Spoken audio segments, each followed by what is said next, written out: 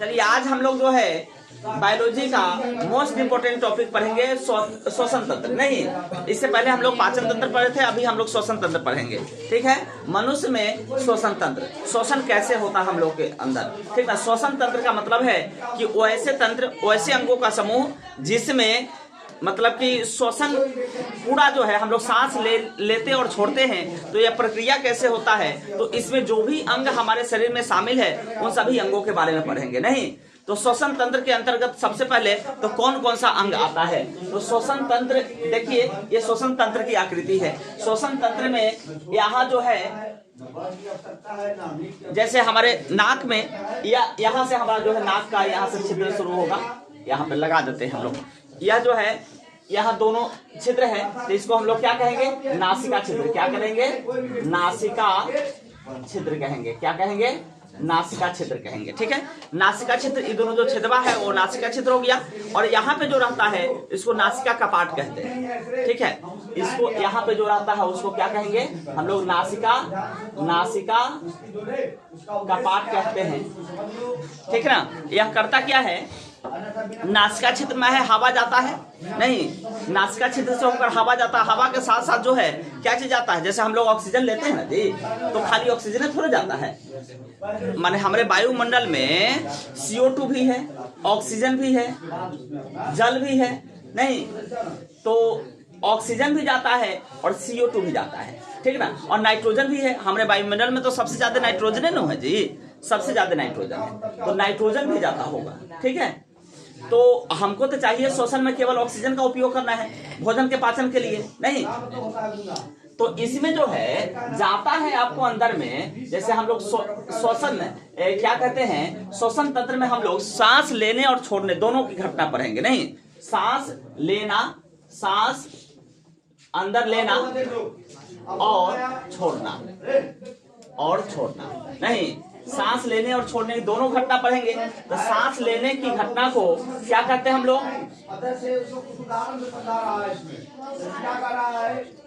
नहीं, सांस लेने छोड़ने दोनों की घटना, देखिए इसको क्या कहते हैं, निःश्वसन कहते हैं। क्या कहते हैं, निःश्वसन, और इसको कहते हैं निःश्वसन। छोड़ेंगे इसलिए नहीं, देखिए इसको अगर लेंगे तो निःश्वसन, छोड़ेंगे तो निःश्वसन। समझे, इसको उच्छ्वास भी कहते हैं। क्या कहते हैं, उच्छ्वास कहते हैं। इसको कहते हैं प्रश्वास कहते हैं। इसको क्या कहते हैं, प्रश्वास भी कहते हैं। ठीक ना, और दोनों को सम्मिलित रूप से सांस लेने और छोड़ने दोनों को सम्मिलित रूप से हम लोग क्या कहेंगे, श्वासोच्छ्वास। क्या कहेंगे, श्वासोच्छ्वास कहते हैं। नहीं, सांस लेने और छोड़ने, सुनिए, सांस लेने, सांस अंदर लेने और बाहर छोड़ने की घटना को क्या कहते हैं, श्वासोच्छ्वास कहते हैं, श्वासोच्छ्वास कहते हैं।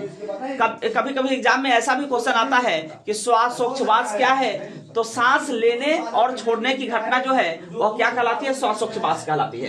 यानी हम लोग जो लेते हैं इसमें ऑक्सीजन जो है ना, हमारे वायुमंडल में कितना है, 21% है, तो हम लोग तो 21% लेते हैं। नहीं, नाइट्रोजन भी है इसमें, नाइट्रोजन जो है कितना है, 78%, तो वो भी हम लोग लेते हैं। और CO2 जो है हमारे वायुमंडल में कितना है, 0.03%, नहीं, वो भी लेते हैं। अब जो है हम लोग छोड़ते हैं कितना, तो ऑक्सीजन का तो हम लोग उपयोग करते हैं हमारे शरीर में, लेकिन CO2 का उपयोग नहीं होता है। CO2 का उपयोग, ये तो और भी हमारे शरीर से ज्यादा CO2 बनाया जाता है। नहीं, तो ऑक्सीजन जो है हम लोग जो छोड़ते हैं ना, वो 17% छोड़ते हैं, 4% ऑक्सीजन का उपयोग कर लेते हैं। नाइट्रोजन का हम लोग उपयोग नहीं करते, इसका उपयोग पेड़ पौधे करते हैं, तो नाइट्रोजन हम लोग पूरा छोड़ देते हैं। ठीक है ना, और ये जो CO2 है ये हम लोग लिए कितना है, देखिए 0.03%, लेकिन छोड़ते हैं बहुत ज्यादा मात्रा में। नहीं, तब कहा जाता है कि हम लोग सांस के रूप में जो है ऑक्सीजन गैस ग्रहण करते हैं। सब सीधे हम लोग रट के याद किए हुए हैं। नहीं, ऑक्सीजन गैस सांस के रूप में लेते हैं और CO2 गैस जो है छोड़ते हैं। नहीं, तो CO2 जो है भारी मात्रा में हम लोग छोड़ते हैं, 4%, क्योंकि हमारे शरीर में जब भोजन पचता है तो भी CO2 का निर्माण होता है हमारे शरीर के अंदर में। तो CO2 हम लोग छोड़ते कितना है, 4% छोड़ते हैं। आ रहा समझ में जी। चलिए अब हम लोग आगे देखते हैं आकृति को। ये तो समझ में आया, श्वासोच्छ्वास हो गया। ये श्वासोच्छ्वास मैंने सांस लेना, निःश्वसन या प्रश्वास, छोड़ना सांस छोड़ना, निःश्वसन उच्छ्वास कहते हैं। तो प्रश्वास और उच्छ्वास, यानी सांस लेने और छोड़ने की जो घटना है, दोनों को सम्मिलित रूप से श्वासोच्छ्वास कहते हैं। दोनों को सम्मिलित रूप से क्या कहेंगे? श्वासोच्छ्वास कहेंगे। तो इसमें हम लोग कौन सा गैस कितना लेते हैं? ऑक्सीजन 21% वायुमंडल में है, नाइट्रोजन 78% है, CO2 0.03% है। तो इस सबको तो हम लोग मिक्स रूप से ले लेते हैं। सांस जैसे लिए अंदर किए, ये हमारे अंदर चला गया। लेकिन जिसकी जरूरत होगी हमारे बॉडी को, वो उसका उपयोग हो जाएगा, जिसका जरूरत नहीं होगी उसको हम लोग क्या करेंगे? छोड़ देंगे। तो ऑक्सीजन का हम लोग 4% उपयोग कर लेते हैं, तो 17% वापस कर देते हैं। नाइट्रोजन का कोई उपयोग नहीं। और ये जो CO2 है, इसका तो हमारे शरीर में और भी पाचन होता है, तो ज्यादा बनता है, इसलिए ज्यादा मात्रा में छोड़ते हैं। चलिए, तो ये श्वासोच्छ्वास हो गया, सांस लेना और छोड़ना हो गया। आगे बढ़िए आकृति में। तो यह हो गया नासिका क्षेत्र। नहीं, यहाँ पे नासिका कपाट का जो है काम है कि यहाँ पे जो जैसे हम लोग सांस लेते हैं तो सारा छिद्र, इसके साथ साथ धूलकण भी जाता है, गंदगी भी जाता है। नहीं, ये तो बड़ा सा छिद्र है, नहीं धूलकण भी चला जाता होगा। तब न जो है हमारे शरीर में जो नाक पर हर दिन अगर कहीं जाओ या फिर कोई गंदा काम करते हैं धूल वगैरह का, तो इसमें जो है ज्यादा गंदगी जम जाता है। नहीं, तो उसको हम लोग उंगली लगा के इसको साफ करते हैं कि नहीं करते हैं? तो उंगली जो लगाते हैं तो एक बार निकलता है इसमें से, नहीं गंदगी निकलता है। तो गंदगी जो निकलता है, नकटी जिसको कहते हैं, नहीं तो वो रहता इसी जगह का है। मान लो छिद्र जो है अंदर तक गया है, अभी हम बता रहे हैं, तो अंदर तक गया है तो इसको तो चला जाना चाहिए, लेकिन यहीं पे जमा रहता है। 1 दिन 2 दिन 3 दिन पर जो है हम लोग बराबर नाक में से निकाले जाते हैं। नहीं निकाले तो साफ करना है। नहाने धोने के समय तो आदमी जो है सब साफ करता है। और ऐसे भी लोग जब देखता है कि मतलब कि जाम हो गया, तो अपना जो है इसको साफ करा ही जाता है। नहीं, तो होता क्या है नासिका कपाट पर, मतलब कि यहाँ पे जो है, अच्छा नाक में बाल भी रहता है। ये सब करता क्या है कि जितने भी मतलब कि जो गैस है वो तो अंदर चला गया, लेकिन जो थोड़ा सा भी कण है ये अंदर नहीं जाने देता है, उसको रोक के रखता है नासिका कपाट। और रोक के रखेगा 2 दिन 3 दिन पर, वही जो है क्या होता है तो नकटी के रूप में जमा हो जाता है, जिसको हम लोग बाहर निकाल देते हैं। तो इसका काम यही है कि कोई भी अच्छा मच्छर माछी ये सब हमारे नाक के अंदर नहीं घुस पाता है। मुंह में जो है हम लोग कहीं पे जाते आते रहते हैं तो मुंह में सीधे घुस जाता है। हम लोग थोड़ा देर तो यहाँ पे जो है पता चलता है कंठ पर, लेकिन उसके बाद में फिर एक बार ऐसे करते अंदर चला जाता है कि नहीं। लेकिन नाक में जो मच्छर जाएगा, कभी देखा है कि वो अंदर घुस जाए? नहीं घुस पाता है, क्योंकि नाक में अगर जाता है ना तो थोड़ा देर थोड़ा नकवा में वो भिन भिन करेगा, फिर बाद में अपने बाहर निकल जाता है। या फिर कहीं वो उसी में भिन भिन करते करते कहीं मर गया, जाने का प्रयास किया, वो बात नहीं माना, अंदर तो द्वार पादक जो है तैयार है ना जी, तो बात नहीं माना, अंदर घुस गया, तो उसको मर जाना है। अब मरेगा तो बाद में 1-2 दिन के बाद थोड़ा नकटिया के जो वो बाहर आ जाएगा। नहीं जी, तो ये चलिए नासिका मतलब की कपाट है। अब इसके बाद जो है जो रचना होता है, जैसे हवा जब अंदर जाता है तब कहाँ पहुंचता है? नहीं, अभी तो यहाँ पे फेरिंग्स होगा। यहाँ पे कौन होगा? फेरिंग्स होगा। फेरिंग्स, इसको हम लोग ग्रसनी कहते हैं। क्या कहते हैं? ग्रसनी कहते हैं। और इसके नीचे होता है लैरिंग्स। क्या होता है? लैरिंग्स। क्या होता है? लैरिंग्स। लैरिंग्स को हम लोग क्या कहते हैं हिंदी में? स्वर यंत्र कहते हैं। क्या कहते हैं? स्वर यंत्र कहते हैं। एक कंठ से थोड़ा सा जो है कंठ के समीप स्थित होता है। नहीं, स्वर यंत्र, जैसे गाना गाता है आदमी तो उसका मीठा मीठा स्वर निकलता है, तो वह जो है इसी लैरिंग्स के कारण। नहीं, अब इसके बाद जो है ना लैरिंग्स के आगे जो रचना है, इसको हम लोग जैसे ये वाला जो रचना है, इसको हम लोग क्या कहते हैं? इसको हम लोग कहते हैं श्वास नली। क्या कहते हैं? श्वास नली, या इसको इंग्लिश में ट्रैकिया कहते हैं। नहीं जी, ट्रैकिया कहते हैं। क्या कहते हैं? श्वास नली या ट्रैकिया। ये जो रचना है, अब इसमें जो है इस तरह का बल्ब लगा हुआ रहता है, इस तरह का बल्ब लगा हुआ रहता है, ठीक ना, ताकि यह जो है हवा को मतलब कि एकदम जो है आसानी से हवा के साथ जो है दूसरा पदार्थ नहीं जाए, इसके लिए यह जो है लगा हुआ रहता है। ठीक है, हवा को यहाँ से, इसको हम लोग क्या कहेंगे? श्वास नली कहेंगे। और ये जो श्वास नली या ट्रैकिया कहेंगे, श्वास नली और ट्रैकिया जब आगे जाती है तो आगे जाकर 2 रचना में बढ़ जाती है। ये श्वास नली जो हवा हम लोग नाक से लिए तो यहाँ पे पहुंच गया श्वास नली में। नहीं, श्वास नली यही ना है जी, यहाँ पे पहुंच गया श्वास नली में। अब यहाँ से जो है ये श्वास नली जो है आगे जाकर के फेफड़ा में दो भागों में बढ़ जाती है। दो भागों में बटेगी तो इस दोनों भागों का नाम क्या कहलाएगा? ये भाग एक फर्स्ट ये दोनों सेम भाग है, ठीक ना। यही श्वास नली से जो हवा यहाँ से हम लोग नासिका क्षेत्र से जो हवा आया है ये अब यहाँ पे पहुंचेगा तो यहाँ तो श्वास नली में आया, यहाँ से आगे जाएगा तो दो भागों में बढ़ जाएगी, दोनों तरफ दे देगा। इस दोनों भागों का नाम क्या होगा? इस दोनों भागों का नाम होगा, यहाँ पे लिख देते हैं, इस भाग का नाम होगा आपको ब्रोंकस। क्या नाम होगा? ब्रोंकस। इस भाग का नाम क्या होगा?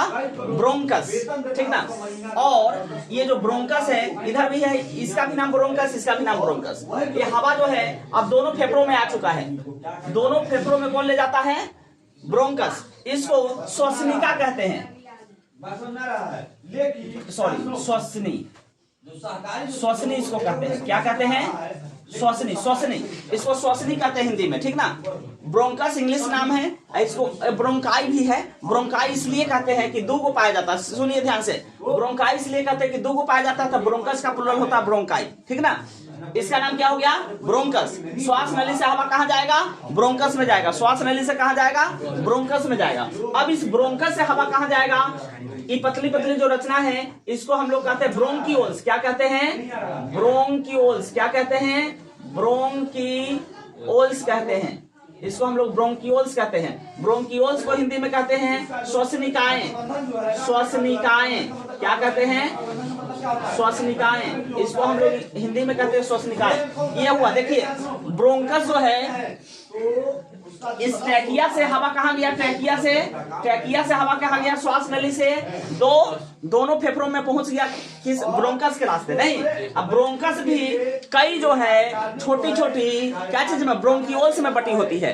ब्रोंकस भी कई छोटी छोटी ब्रोंकियोल्स में बटी होती है। देखिए ब्रोंकस ये जो रचना है ना, ये वाला पतला रचना, इसको क्या कहेंगे? ब्रोंकियोल्स। इसको इसको इसको इसको इसको इसको ये सभी रचनाएं क्या कहलाएगी? ब्रोंकियोल्स। क्या कहलाएगी?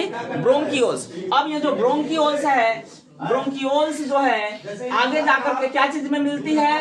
इसको हम लोग कहते हैं वायु कोष्ठिका। क्या कहते हैं? वायु कोष्ठिका। क्या कहते हैं? वायु कोष्ठिका। इसको क्या कहते हैं? वायु कोष्ठिका कहते हैं, ठीक ना। वायु कोष्ठिका में हवा जाती है तो यहाँ जो है हवा को क्या किया जाता है? मतलब कि छान शुद्ध किया जाता है, कहिए तो, ठीक है। हवा को वहां से वायु कोष्ठिका से हवा जब पहुंचेगी तो यहाँ पे अब देखा जाएगा, अब इस वायु कोष्ठिका से हवा कहाँ जाएगी बताइए? वायु कोष्ठिका से अब फेफड़ा में पहुंच गया ना जी, तो फेफड़े में वायु कोष्ठिका से हवा जो है कहाँ पहुंच जाती है? रक्त में पहुंच जाती है। कहाँ पहुंच जाती है? इस वायु कोष्ठिका से हवा कहाँ जाएगी? रक्त में। कहाँ जाएगी? रक्त में, ठीक ना। अच्छा, वायु कोष्ठिका से हवा जाएगी कहाँ? रक्त में। श्वसन कैसे होता है? ध्यान से देखिए, वायु यहाँ से जो है अब मेन जो है क्रिया अब जो है शुरू हो जाएगी। यहाँ से तो हवा जाने का रास्ता था। देखिए नासिका क्षेत्र से हवा कहाँ गया? नासिका कपाट से फायरिंग्स, लैरिंग्स, श्वास नली, ठीक है। नासिका क्षेत्र से हवा कहाँ गया? नासिका कपाट से आगे जो रचना होगी वो फेरिंग्स माने अंदर होता है, ये यहाँ पे ग्रासनी, हाँ ठीक है ना, फेरिंग्स। उसके बाद नीचे है लैरिंग्स, ठीक है। लैरिंग्स के नीचे अभी देखिए श्वास नली में पहुंच गया। श्वास नली से दोनों तरफ, दोनों फेफड़ों में किस रास्ते? ब्रोंकस कहेंगे। अब ब्रोंकस कई भागों में बट गया, ब्रोंकियोल्स। अब ब्रोंकियोल्स से वायु कोष्ठिका, अंतिम यही जगह है वायु कोष्ठिका। वायु कोष्ठिका से हवा जो है कहाँ जाएगी? यहाँ जो है शुद्ध ऑक्सीजनित रक्त जो होगा, ऑक्सीजनित रक्त कौन बनाएगा? रक्त में पाया जाता है हीमोग्लोबिन, हम लोग जानते हैं हीमोग्लोबिन। अच्छा, इसी हीमोग्लोबिन के कारण हमारे रक्त का रंग लाल होता है, नहीं, यानी आरबीसी में हीमोग्लोबिन पाया जाता है, डब्ल्यूसी में नहीं पाया जाता है, इसलिए उसका रंग श्वेत होता है, ठीक ना। तो इसी हीमोग्लोबिन के कारण जो है हमारे रक्त का रंग कैसा होता है? लाल होता है। अब इस हीमोग्लोबिन का बहुत इंपॉर्टेंट काम है हमारे बॉडी में। यही हीमोग्लोबिन जो है क्या करती है? इस, सुनिए ध्यान से, इस वायु कोष्ठिका से रक्त को प्राप्त करती है। इस वायु कोष्ठिका से रक्त को प्राप्त करती है और रक्त को प्राप्त करके कहाँ? शरीर के सभी भागों में, सभी कोशिकाओं में पहुंचा देती है। इसी हीमोग्लोबिन का काम है। हम लोग जानते हैं कि हीमोग्लोबिन क्या करती है? ऑक्सीजन से अभिक्रिया करके ऑक्सी हीमोग्लोबिन बनाती है। हीमोग्लोबिन जो है ऑक्सीजन से अभिक्रिया करके ऑक्सी हीमोग्लोबिन बनाती है, और ऑक्सी हीमोग्लोबिन अर्थात ऑक्सीजन युक्त रक्त, ऑक्सी हीमोग्लोबिन अर्थात ऑक्सीजन युक्त रक्त। और हमारे शरीर को कैसा रक्त चाहिए? ऑक्सीजन युक्त रक्त न चाहिए। तो यही हीमोग्लोबिन अब ऑक्सीजन युक्त रक्त कहां से प्राप्त करता है? वायु कोशिका से नहीं, वायु कोशिका से ऑक्सीजन युक्त रक्त प्राप्त करके, वायु कोशिका से हमारे ऑक्सीजन युक्त रक्त प्राप्त करके कहाँ भेज देगी? शरीर के सभी भागों में भेजेगी। नहीं, शरीर के सभी, इसका काम जो है एक तरह से पोस्ट मास्टर की तरह है। कैसे? तो देखिए, यह तो यहाँ से रक्त प्राप्त किया है, शरीर के सभी भागों में भेज दिया। अब शरीर के सभी भागों में अभी हम बताए हैं कि ये जो है बाहर निकाला जाता है 4% CO2। तो इस CO2 निकलेगा कैसे? ये क्या है? हम लोग तो श्वसन तंत्र पढ़ रहे हैं, इसमें अभी सांस लेने की घटना पढ़ रहे हैं, छोड़ने की घटना नहीं पढ़ रहे हैं। तो सांस लेना और छोड़ना दोनों काम न है जी, दोनों मिलकर ना श्वसन तंत्र का निर्माण करेगा।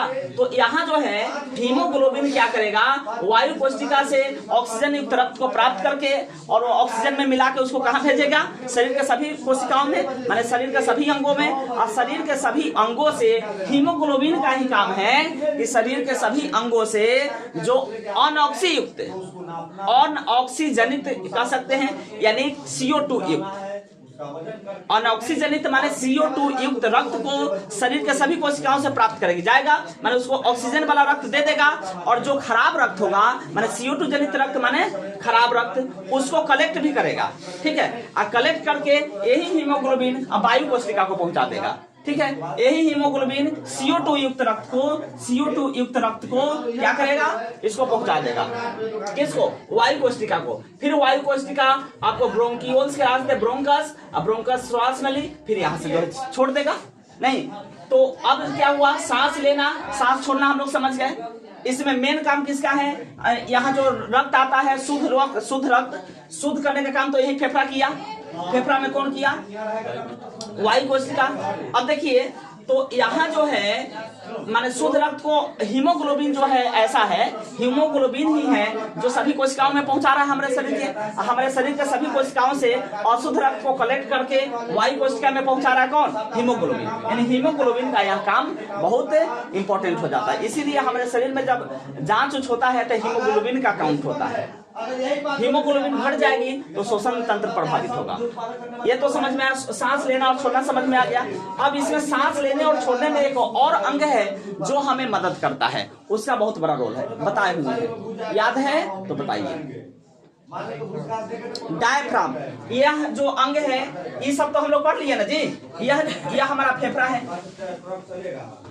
ठीक है, ये दोनों हमारा फेफड़ा है ना?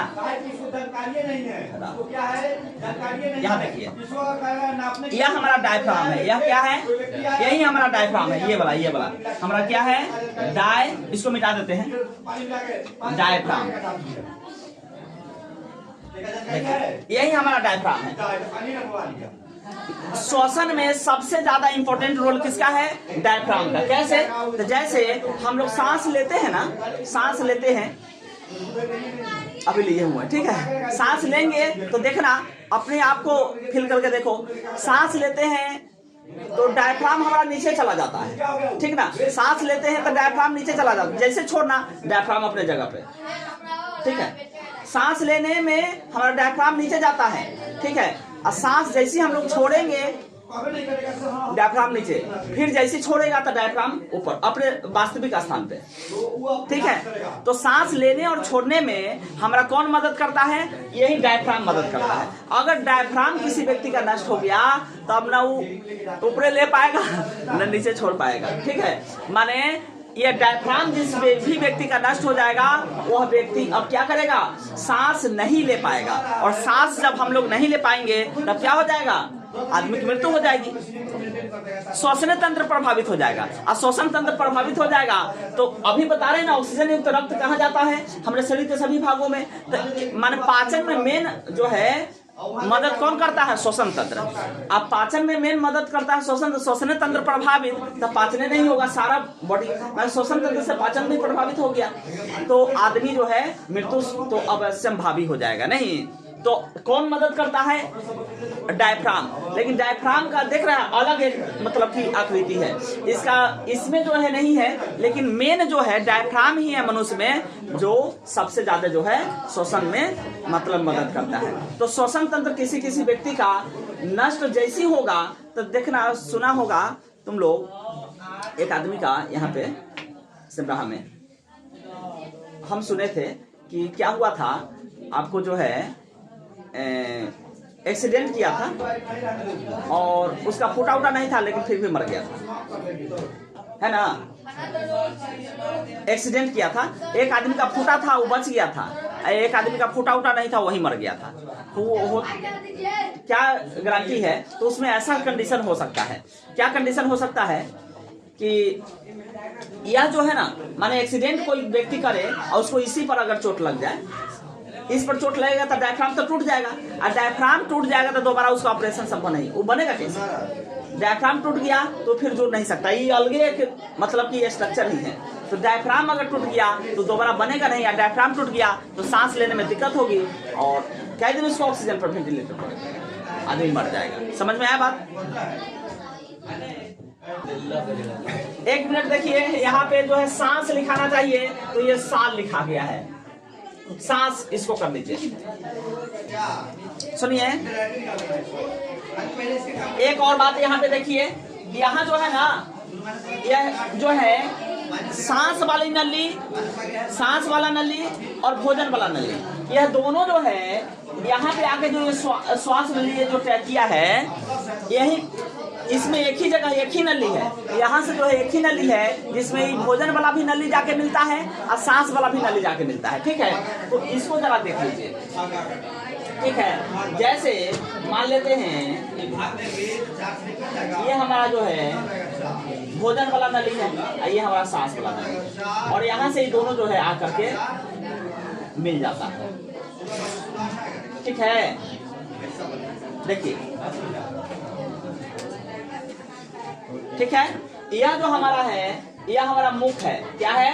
मुंह है, मुख। और यह जो है हमारा क्या है? नासिका वेश है, नासिका है। ठीक है, नासिका छिद्र है।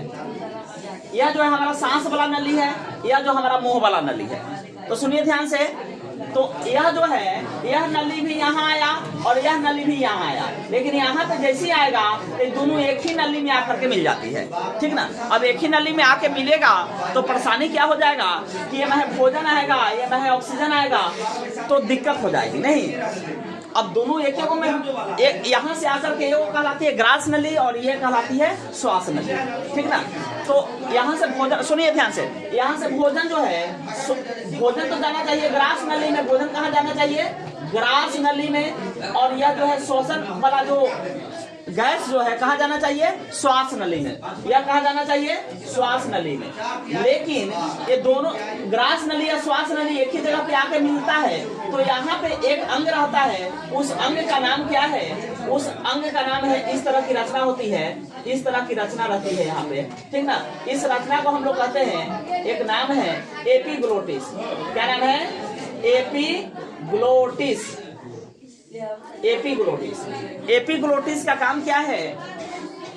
एपिग्लोटिस का काम क्या है कि यह जो है जैसे भोजन जाता है ना जी, तो भोजन अच्छा, एपिग्लोटिस को नियंत्रित कौन करती है? तो हमारा ब्रेन। एपिग्लोटिस को नियंत्रित कौन करती है? ब्रेन। जैसे हम लोग भोजन करते हैं और उस समय जो है भोजन जैसे हम लोग करते हैं तो भोजन को जाने के लिए उसको ग्रास नली में जाना चाहिए, तो यह जो है एपिग्लोटिस इधर मुड़ जाता है। ठीक है, और इधर जो है ग्रास नली से जगह छोड़ देता है भोजन को जाने के लिए ग्रास नली में। और जैसे ही हम लोग भोजन बंद कर देते हैं, अब सांस लेते हैं, तो यही जो है हमारा ब्रेन जो है एपिग्लोटिस को नियंत्रित ब्रेन करती है। तो ये ब्रेन जो है ये ग्रास नली वाले को बंद कर देती है, एपिग्लोटिस जो है इधर घूम जाती है, नहीं ग्रास नली को बंद कर देती है, और श्वास नली वाला जो है सांस को आने के लिए रास्ता प्रदान करती है। ठीक ना, तो एपिग्लोटिस ही एक ऐसा यंत्र है, एपिग्लोटिस हमारे शरीर में एक ऐसा यंत्र है या फिर अंग है जो क्या करती है, भोजन को ग्रास नली में और श्वसन माने गैसों को श्वास नली में जाने का जो है मार्ग प्रदान करती है। एपिग्लोटिस के गड़बड़ी के कारण एपिग्लोटिस मेनली जो है गड़बड़ी नहीं करता है, गड़बड़ी तो करता है ब्रेन। नहीं, जैसे हम लोग कभी कभी बात करते रहते हैं, ठीक ना, बात करते रहते हैं या फिर अचानक सोचते रहो उस समय खाते रहो, मतलब कि हमारा भोजन पर ध्यान नहीं रहे तो उस समय, जैसे कोई आदमी काम करता रहता है तो उस समय उसका ध्यान जो है अचानक किसी दूसरे बात पर सोच में पड़ गया और वो उस समय भोजन करेगा तो अचानक उसको हिचकी वगैरह आ जाता है। नहीं, तो वो उसके होने का वही कारण है, एपिग्लोटिस के गड़बड़ी के कारण। माने अभी हम लोग भोजन कर रहे हैं, कभी कभी खाते खाते आदमी के नाक में भात नहीं या भोजन नहीं आ जाता जी, तो यही एपिग्लोटिस के गड़बड़ी के कारण। माने ब्रेन जो है आदेश कर रहा है कि अरे ग्रास नली को ओपन रखो, ठीक है, तो ग्रास नली ओपन था और उस समय आदमी जो है सांस ले रहा है और फिर जो है सांस ले रहा है तो उस समय जो है सांस वाला नली खुला हुआ होना चाहिए, ठीक ना, लेकिन फिर आदमी भोजन कर लिया और भोजन किया और अब जो है उसको लगा एपिग्लोटिस को कि अच्छा हमको ग्रास वाला बंद कर देना है, तो जैसे वो ग्रास वाला बंद करेगा तो ग्रास नली जैसी बंद होगा एपिग्लोटिस, तो ये भोजन को किस में फेंक देगा, श्वास नली में फेंक देगा।